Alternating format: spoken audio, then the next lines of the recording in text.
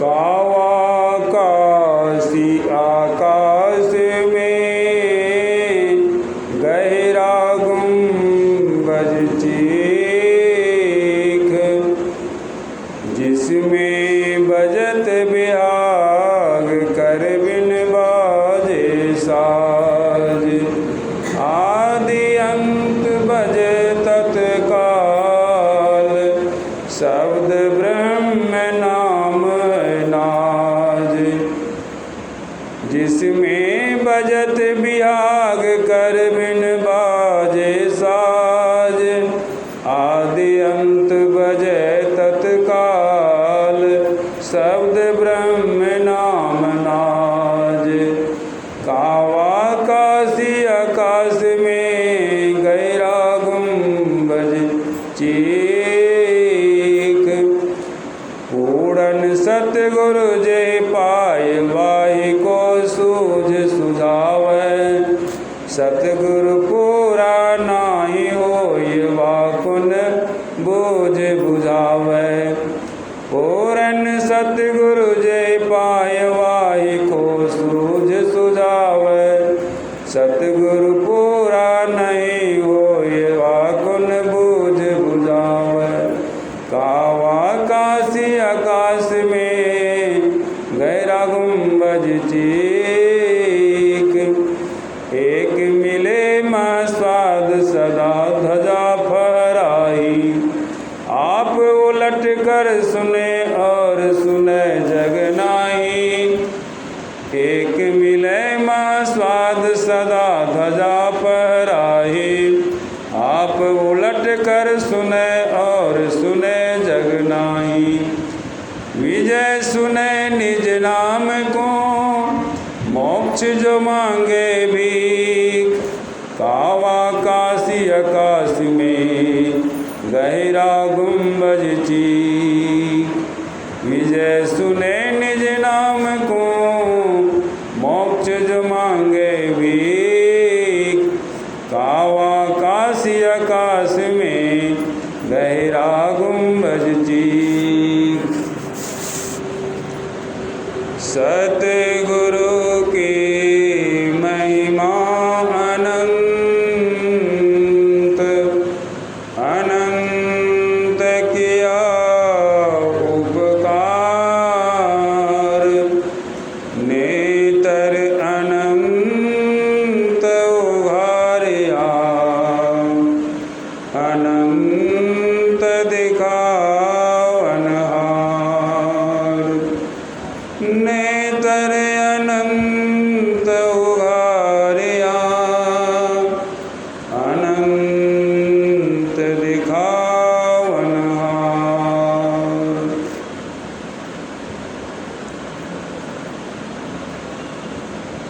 टोटे में भक्ति करे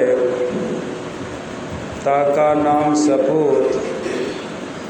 मायाधारी मस्खरे केते गए न पूत।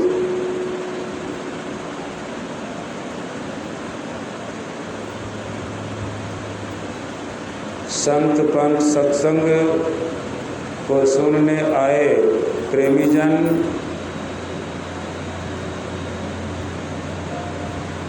अभी हम लोग बाबा तुलसी साहब के वचन को पाठ के रूप में सुन रहे थे। यह संतों का विचार कैसा है। वे कहते हैं, पंडित बूझो भेद को, देखि लखो पद सार। लार ग्रंथ पढ़ के कहो, ये सब झूठी पसार। अगम निगम से भिन्न है, पंडित लखान जाई। संत मिले कोई महरमी, पल में देत लखाई।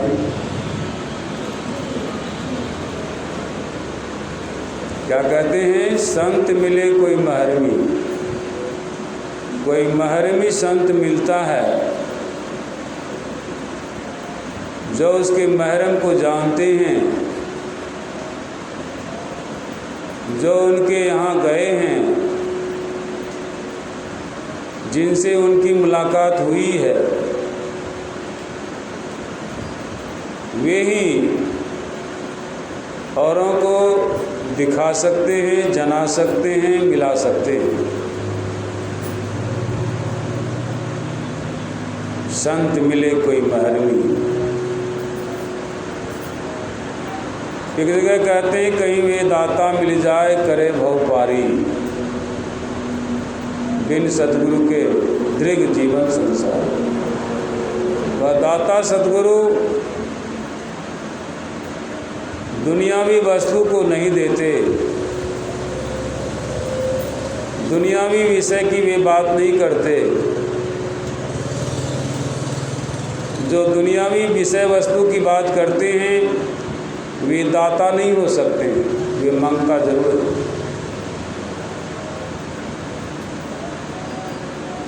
वे दाता सतगुरु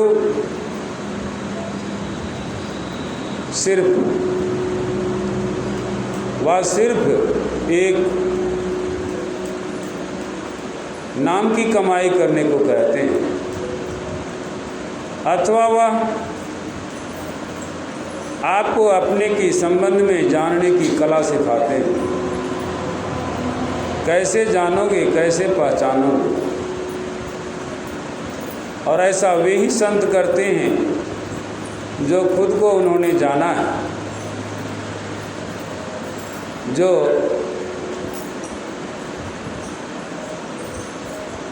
खुद उस पर चल कर के लक्ष्य पर पहुंचा है। वही दूसरों को भी भेद बतला करके, रास्ता बतला करके उसके तरफ ले जाते हैं।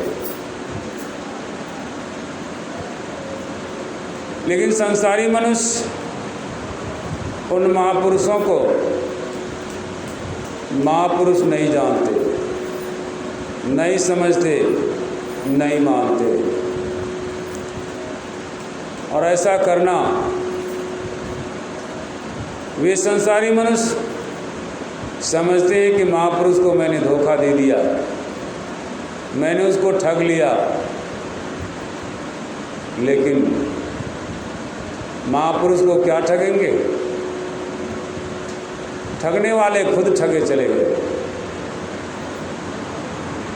कोई लड़का, कोई लड़की अपने माता पिता को ठगता है। वे जो कहते हैं करने के लिए, करते तो हैं नहीं, लेकिन कहते हैं मैंने वह काम कर लिया। झूठ बोल करके ठगते हैं। लेकिन माता पिता को ठगने के लिए चले थे, वे खुद ठगे गए। उसी तरह संसारी मनुष्य संत सद्गुरु को ठगने के लिए चलते हैं। लोभ दिखा करके, बातों की पूर्ण प्रशंसा बांध करके उसको ठगना चाहते हैं, ठग भी लेते हैं। लेकिन महापुरुष के पास में कोई ऐसी वस्तु नहीं जो आपको ठगे जाएंगे। वे तो सार का सार असली भेद बतलाते हैं, और आपने उस चीज़ को सुन करके, जान करके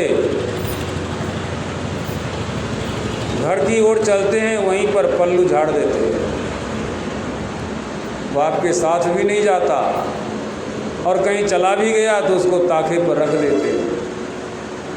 कुछ करना क्या है? ऐसे तो 10 रुपया दे करके मैंने इनामदान ले ही लिया है, दीक्षा ले ही लिया है, फूल माला प्रसाद चढ़ा करके तो मैं दीक्षा ले ही लिया है। अब करना क्या है? हमारा नाम तो रजिस्ट्रेशन हो गया, हम तो दीक्षित हो गए, करना कुछ नहीं है। लोगों को देखेंगे कि ये लोग गीत गाते हैं तो मैं भी जाकर साथ में कभी कभार गा लूँगा। लोगों को देखेंगे कि गुरुजी के तस्वीर पर फूल चढ़ाते हैं तो मैं भी जाकर चढ़ा दूँगा। रुपया पैसा चढ़ाते हैं तो मैं भी रुपया पैसा चढ़ा दूँगा, पान प्रसाद चढ़ाते हैं पान प्रसाद चढ़ा दूँगा, धूप अगरबत्ती दिखाते हैं धूप अगरबत्ती दिखा दूँगा। इतना ही तो करना था, इसी के लिए तो 10 रुपया मैंने दिया था। लेकिन महापुरुष आपके उस 10 रुपया से उनको कोई लेन देन नहीं है, ना उसका कोई हिसाब रखता है उन्होंने। वे तो आपको अनमोल वस्तु देते हैं, जिस वस्तु का आप कीमत नहीं लगा सकते, दुनियावी कीमत क्या लगा पाएगा। सतगुरु दिन्नी इसरगत जड़ी, सतगुरु जो है वह ऐसी जड़ी दे देते हैं कि काल रूपी सर्प भी आपको छेड़ता नहीं, आपको सूंघता तक भी नहीं। क्यों? वह इसरगत जड़ी मिल गया है।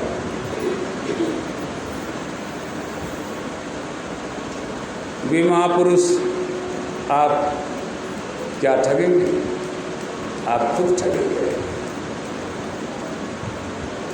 कहें तो ऐसे महर्मी पुरुष दुनियावी दिखावे के पीछे नहीं चलता, दुनिया क्या करता है क्या नहीं करता उससे उसको कोई लेन देन नहीं। लेकिन हाँ, व्यवहार में आपको जहाँ तक चाहेगा उन झूठी बातों से का संगत छोड़ें, सही बात का संगत करें, सही मनुष्य का संगत करें, भले मानुष के संग में रहें, और ऐसा व्यवहार करेगा ताकि आप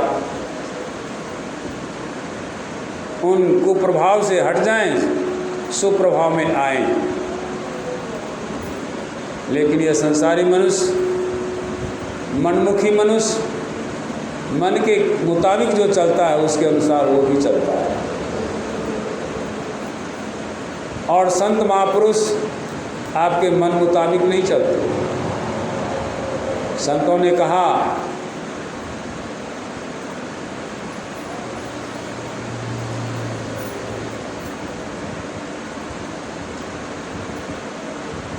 दम्भ चाल करनी कहो साध कहो मत तान।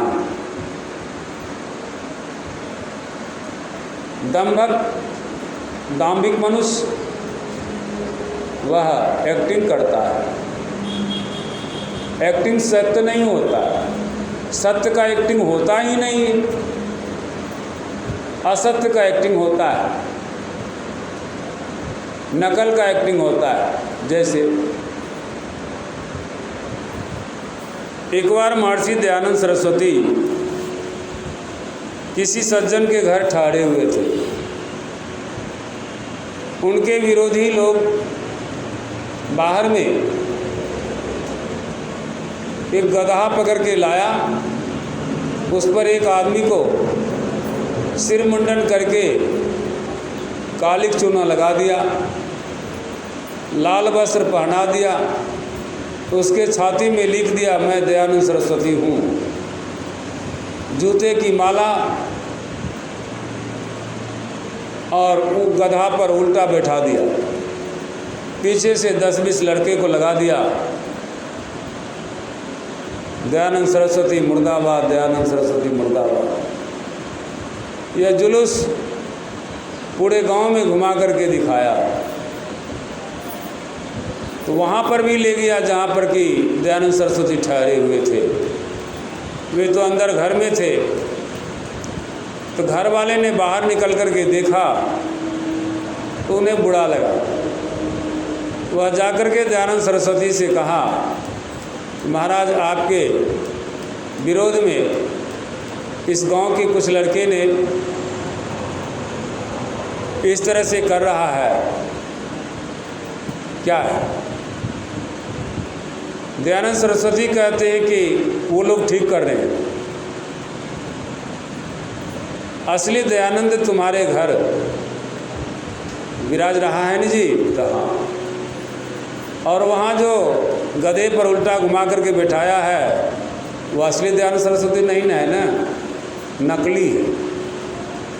तो नकली का वही दशा होता है, असत्य का वही दशा होता है, सत्य का तो ऐसा दशा होता ही नहीं है। हम तुम्हारे घर सुरक्षित सुखपूर्वक आराम से ठहरे हुए हैं, ठीक उसी तरह से संत महापुरुष सत्य में प्रतिष्ठित होते हैं। सत्य में कोई दिखावा नहीं होता है, सत्य में कोई नकलची नहीं होता है, और नकलची जो कुछ भी होता है वो झूठा होता है। रावण ने भी साधु का वेश पहना था, लेकिन साधु था नहीं, वह दाम्भिक था, और वह शांति स्वरूपा सीता को अपहरण कर लिया। पूरे साधु वेश को कलंक लगा दिया। क्या सभी साधु उसी के जैसे हो गए? नहीं। कुछ एक साधु जो मनमुखी होते हैं, जो बाह्य आडंबर में रहते हैं, वे वैसा ही करते हैं जिसका पतन हो जाता है। आज भी भारत सरकार के घर कुछ ऐसे लोग हैं जो कैद के अंदर पड़े। वही यदि सत्य होता उसको कैद में जाना नहीं पड़ता। सत्य तो इस कैद से निकलना जानता है, निकलना चाहता है, निकलने की इच्छा रखता है, फिर वो बाह्य कैद में क्यों जाए? और बाह्य कैद में चला भी जाए, कोई झूठे आतंक चढ़ा करके घुसा भी दे, वो निकल जाता है। इसके प्रमाण थे, आपने सुना होगा गोसाई लक्ष्मीनाथ जी महाराज की बात। गोसाई लक्ष्मीनाथ जी बहुत अच्छे संत थे, सिद्ध संत थे। वे एक बार नेपाल गए थे, उनके कुछ साथी लोग भी थे। वहाँ उनका कीर्तन भजन हुआ और रानी से कुछ बातचीत हुई। इसको राजा ने देखा तो राजा को शक हो गया। दुनिया में सभी बीमारियों की दवाई है, इलाज है, परंतु शक की तो ना तो दवाई है और ना कोई इसका इलाज है, ना कोई डॉक्टर पैदा लिया है। शक के घेरे में आकर के राजा ने गोसाई लक्ष्मीनाथ जी महाराज को कैद में बंद कर दिया, जेल में डाल दिया। गोसाई लक्ष्मीनाथ कुछ देर परे रहे और अपने साथियों से कहा कि तुम लोग कुछ दूर जाकर के अपना आराम करो और कीर्तन भजन करो। वे लोग जाकर करने लगे। रात्रि के लगभग 11 बजे के बाद वे कैद से निकल गए और उस कैद खाने के अंदर हाथी का लीद भर दिया। सवेरे होते ही उसके जो अधिकारी थे, देखा इसमें तो कोई है नहीं, हाथी की लीद पड़ी हुई। जाकर राजा को खबर दिया। राजा भी आए, देखे, कहते कैसा ये आदमी था, आप तो नहीं है लेकिन हाथी का लीद भर दिया। पता लगाया, उनको बुला कर लाओ।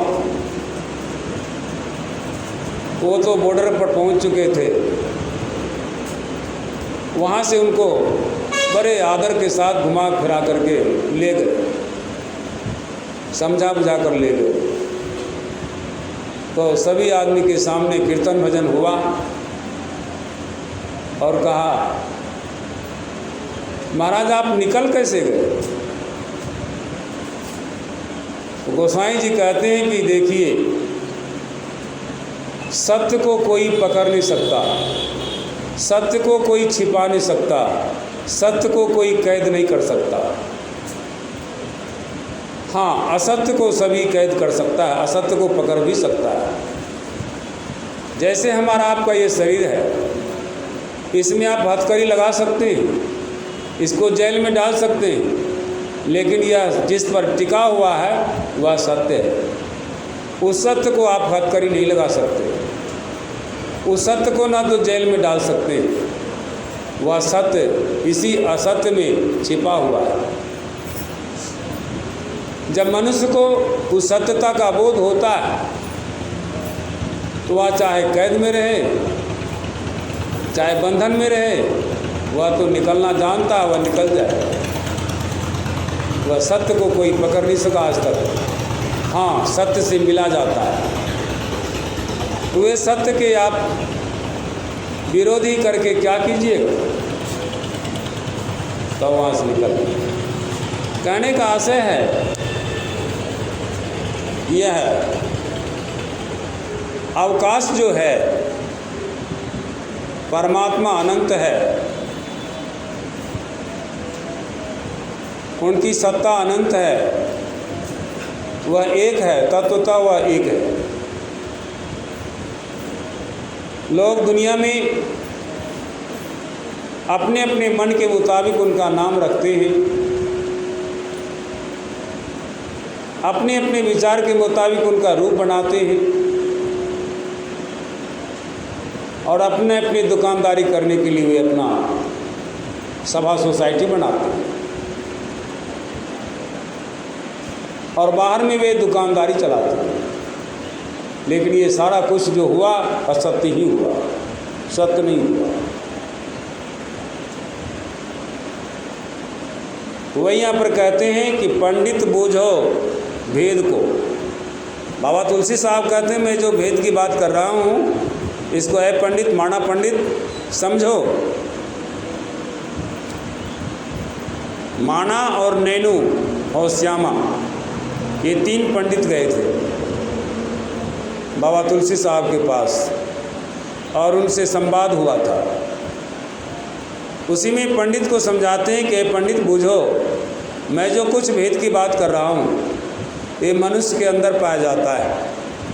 और जब तक कोई मनुष्य अपने कोई ऐसे कामिल मुर्शिद को नहीं मिलेगा और उससे भेद नहीं लेगा तो अपने सत्य को वह नहीं जान सकता है। और तुम लोगों जो ये धर्म ग्रंथ की बात करते हो, ये क्या है?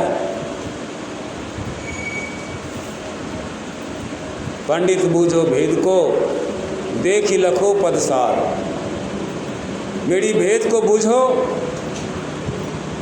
और अपने अंदर में देखो, लखो, भेद को जान करके इसमें देखो, तब असली पद का पता चलेगा, सार पद का ज्ञान होगा।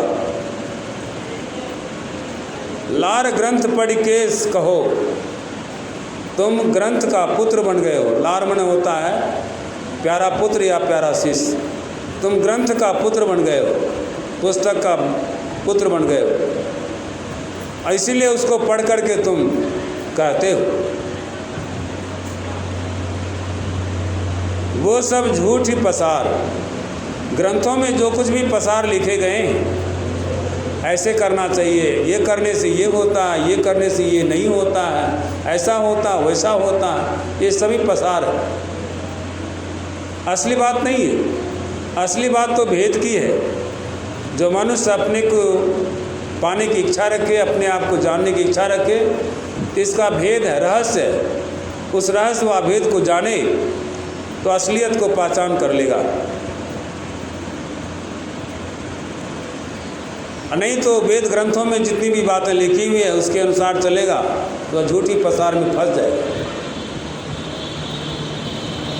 जैसा कि संतों ने कहा, बिंदु ध्यान विधि, नाद ध्यान विधि, ये 2 ही विधि है।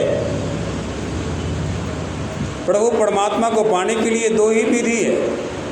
एक तो शून्य ध्यान से बिंदु ध्यान, आप ही आप हो जाएगा, आप ही वह बिंदु झलके, ऐसा शून्य ध्यान करने से वह बिंदु दर्शन होगा। यह एक विधि हुआ, प्रारंभिक विधि हुआ। और नाद ध्यान, फिर यहाँ पर जो धुन होता है, मालिक का शब्द होता है, उसको सुनो, कलात्मक ढंग से सुनो, जैसे तैसे मत सुनो। जैसे तैसे सुनने से माथा बिगड़ भी सकता है। इसलिए गुरु के माध्यम से, गुरु के द्वारा जान करके जिधर का शब्द सुनने के लिए कहे उधर का सुनना चाहिए, और जिधर का गुरुजी रोक लगावे उधर का नहीं सुनना चाहिए। पंडित लखान जाई,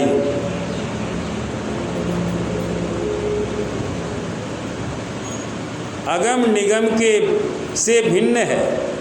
यह अगम निगम जो वेद ग्रंथ वगैरह जितने भी हैं, इन सब से मेरा रहस्य, मेरा भेद अलग है। हे पंडित, यह तुमको बाहर में लखा नहीं देगा। इसको अपने अंदर में यदि लखना चाहोगे, देखना चाहोगे तो देख पाओगे। संत मिले कोई महरमी, जो इसके पारंगत हैं, जो इसके महरमी हैं, वे आपको ऐसा भेद बतला करके, ऐसा रस दिखा करके आपको अपने आप का दर्शन करा सकता है। पल में देत लखा है, कुछ देर नहीं लगता है। थोड़े ही देर में, थोड़े ही काल में, थोड़े ही समय में आपको यह दिख जाता है, जैसा कि मैंने देखा है। मैंने अपने पूज्य गुरुदेव बाबा साहब से 25/12/83 को यह दीक्षा ग्रहण किया था,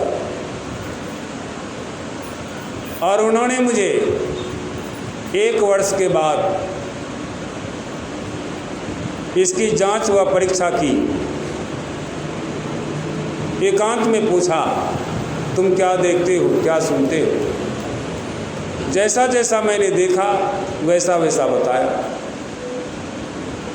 जो कुछ मैं सुनता था वो अभी मैंने बताया। इस पर बाबा साहब ने कहा, तुम बड़े संस्कारी हो, इसलिए तुम्हें यह जल्द ही मालूम हो गया। नहीं तो बहुत लोग हैं आज तक इसका भेद भी नहीं समझ पाया है, तो देखेगा क्या। ठीक 86 में पूज्य गुरुदेव के पास था। मैंने जिज्ञासा की कि चौथी क्रिया मुझे बता दी जाए, वह नाम दान दिया जाए। सहर्ष उन्होंने बता दिया, और उसको भी मैं अक्षरशः किया। फिर 2005 में वे आम लोगों को बता रहे थे, उसमें मैं भी बैठा था।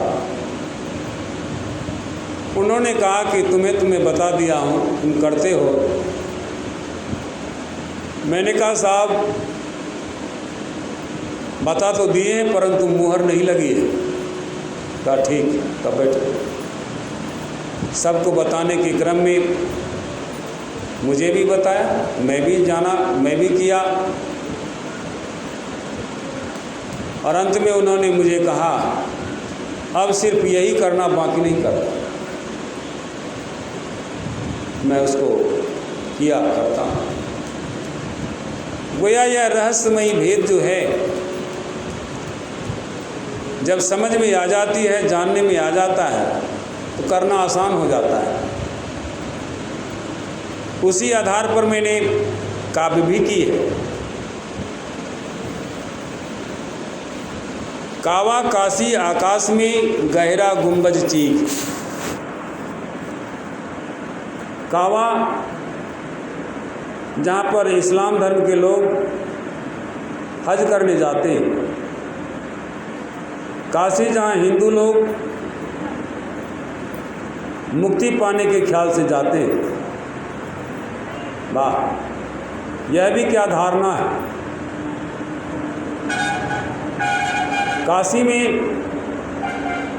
जो मरेंगे उनको मुक्ति मिलेगी, और जो अन्यत्र मरेंगे उन्हें मुक्ति नहीं मिलेगी। ऐसा शास्त्रों में, ग्रंथों में लिखा है। लेकिन संतों ने इस बात को काटा है। संत कबीर साहब कहते हैं, जस काशी तस मगहा उसर, हृदय राम जो होई, जौ काशी तन तजे कबीरा, तो रामे कौन निहोरा रे।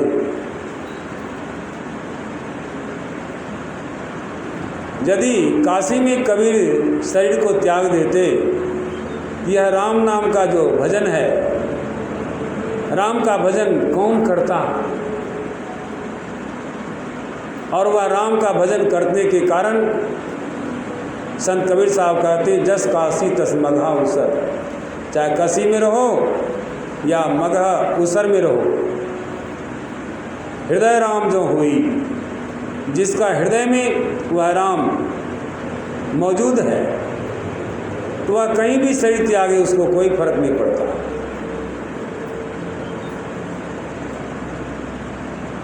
और वही संतवाणी में आया कि तिल भर मछली खाई के कोटि गऊ दे दान, कितनों काशी करवट ले मरे तो भी नरक निदान। लोग तो मछली धरले खाते हैं, लेकिन संत कबीर साहब कहते हैं कि तिल बराबर, तिल कितना बड़ा होता है, बहुत छोटा होता है, उसके बराबर भी यदि कोई मनुष्य मछली खाता है और तीर्थ है काशी महानगरी, उसमें जाकर के वह मर जाएगा तो क्या होगा? करोड़ों गाय वह दान करेगा, फिर भी क्या होगा उसी काशी में? तो भी नरक निदान, तो भी उसको नरके लिखा है। लेकिन यहाँ पर संत कवि कहते हैं कि कावा काशी आकाश में, यह कावा और काशी है कहाँ? मनुष्य के आँख से ऊपरली हिस्सा में, आकाश में, शून्य में, गगन में। वहाँ क्या होता है? तो गहरा गुंबज चीख, किसी भी मंदिर के ऊपर में या मस्जिद के ऊपर में गुंबज होता है गोलनुमा,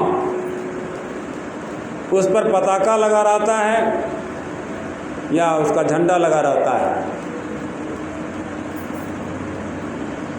ठीक ऐसा ही कभी कहते हैं कि वह गुंबज के चीख की आवाज़ आती है, मालिक की धुन आता है, इधर से ऊपर के लिए गहरा और ऊपर से नीचे वाले के लिए गहरा।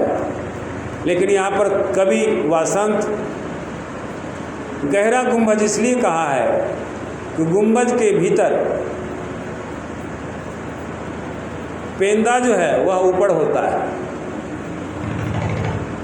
वह गहरा है, उसमें बहुत कुछ डूब सकता है।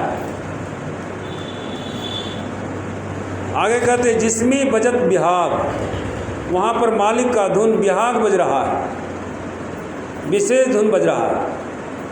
लेकिन कैसे बज रहा है? तो कर बिन बाजे साज, बिना हाथ का, बिना साज बाज का वह बज रहा है, जिसको बाबा कबीर साहब कहते हैं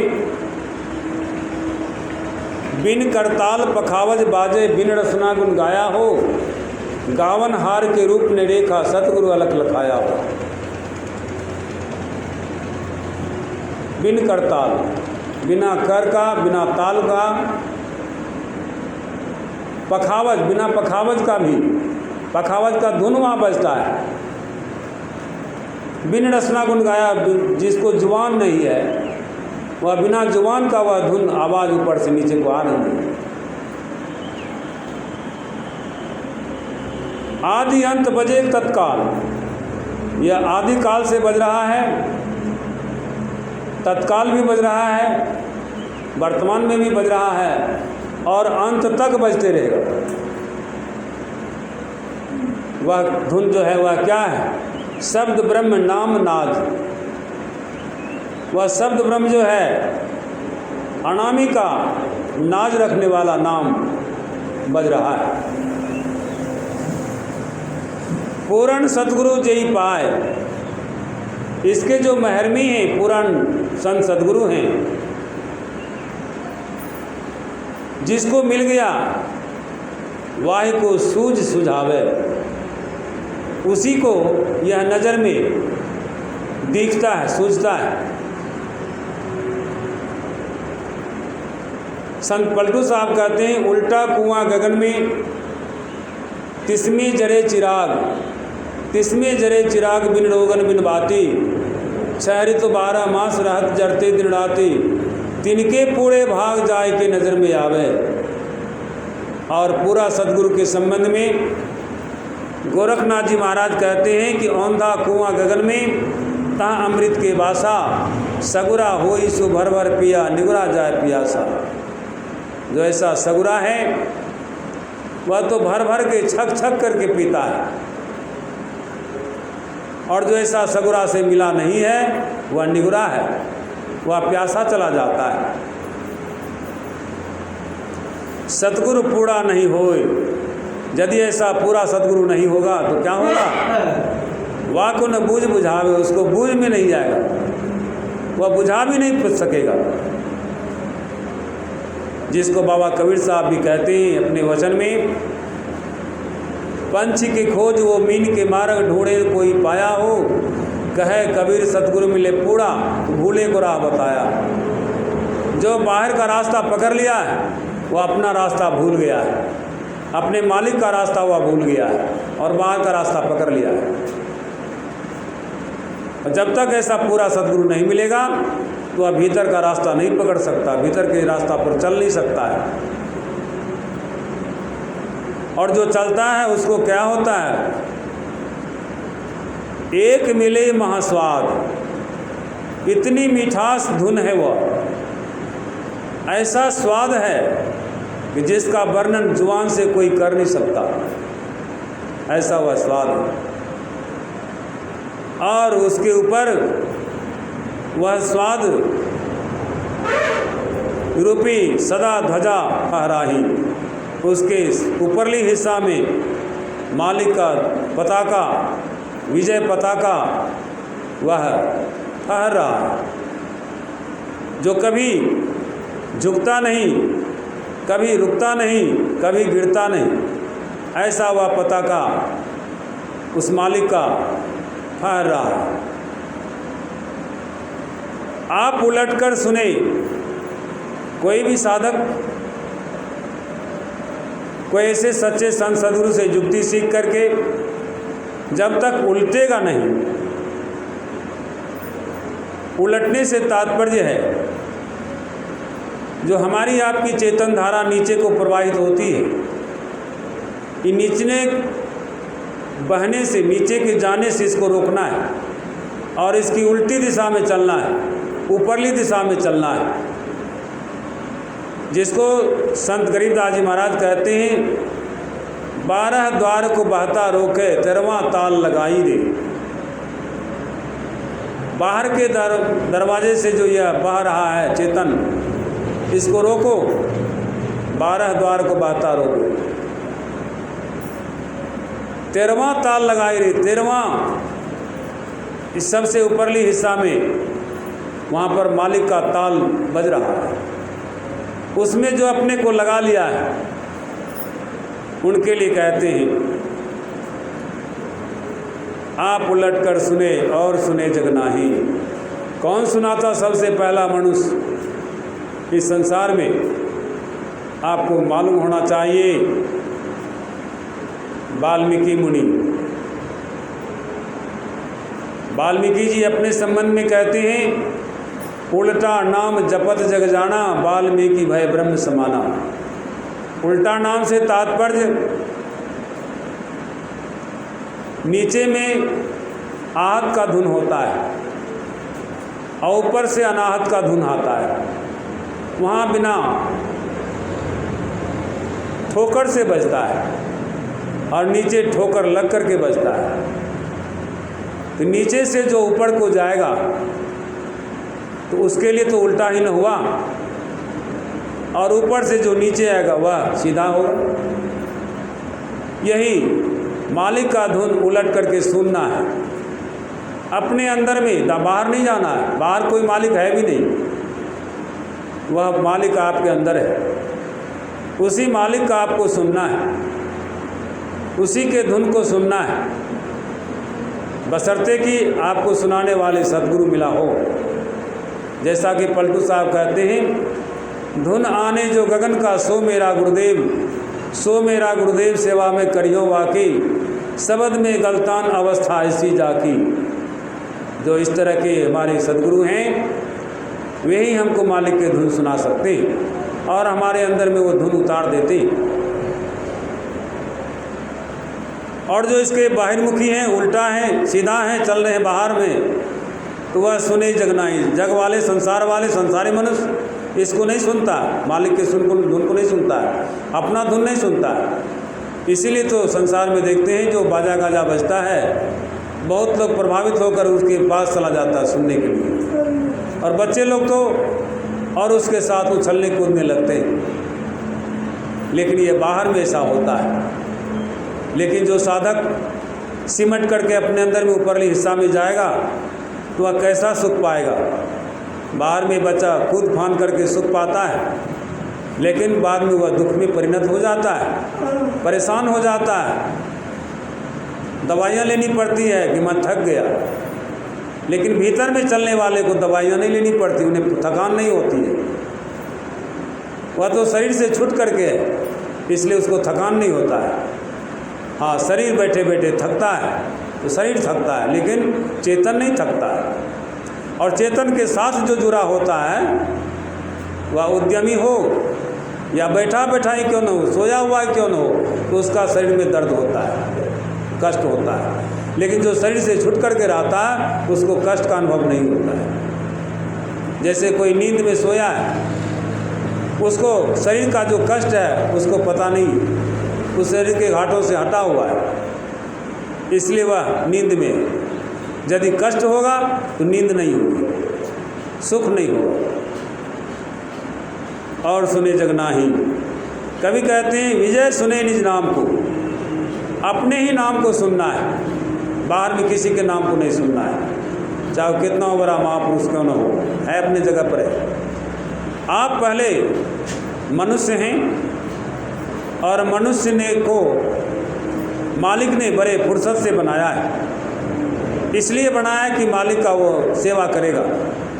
लेकिन मनुष्य ऐसा बेहुदा जानवर है, बिना पूछ का पशु है कि मालिक के टुकड़ा देता है और बाह्य संसार में वो रमने लगता है, इसलिए वो कष्ट पाता है।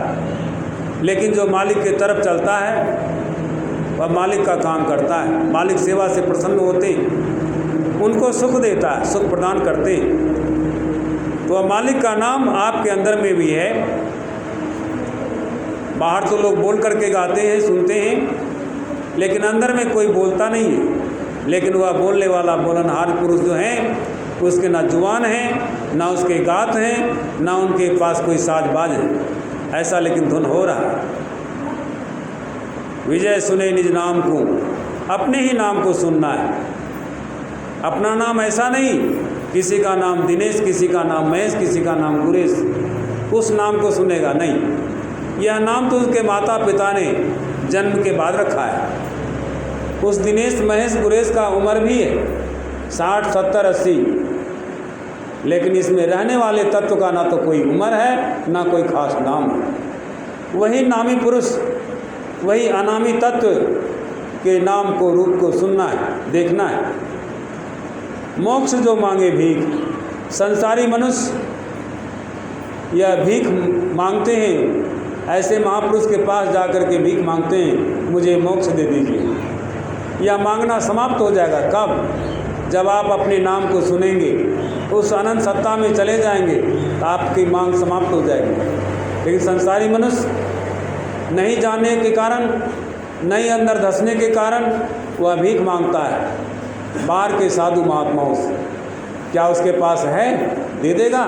कोई वस्तु है, कोई पुड़िया है, कोई दवाई है जो घोड़ के पिला देगा, पीने से वो मोक्ष सुख के सुखी हो जाएगा? ऐसा नहीं होता। मोक्ष सुख तो अपने से लिया जाता है, उस क्षेत्र में जाया जाता है और वहाँ जो सुख है उस सुख में सुखी रह जाता है। कावा काशी आकाश में गहरा गुंबद चीख। हमारा आपका जो शरीर है, आँख से निचले हिस्सा को पिंड कहते हैं, शरीर कहते हैं, और आँख से ऊपरली हिस्सा को माथा कहते हैं, ऊपरली हिस्सा को ब्रह्मांड कहते हैं। उस ब्रह्मांड के तरफ भाषांतर है कावा, उर्दू लफ्ज है, और काशी हिंदी लफ्ज है। यह दूसरे मुल्क में बसा हुआ है और यह काशी भारत में बसा हुआ है, यह बाहर में बसा हुआ है, लेकिन भीतर मनुष्य के भीतर में यह आँख से ऊपरली हिस्सा जो आकाश है, वहाँ पर यह दोनों नाम के जो अधिकारी है वह तत्वतः अवकाश है, और जो उसके तरफ चलता है वह गहरा गुंबद चीख को सूंघता है, मालिक के धुन को सूंघता है। ऐसे महर्मी संत सदगुरु से शिक्षा दीक्षा लेकर के हमें अभ्यास करना चाहिए, भजन करना चाहिए, अपने नाम की कमाई करना चाहिए। इसी में हम मनुष्यों का कल्याण है, अन्य बातों में कोई कल्याण होने की संभावना नहीं है।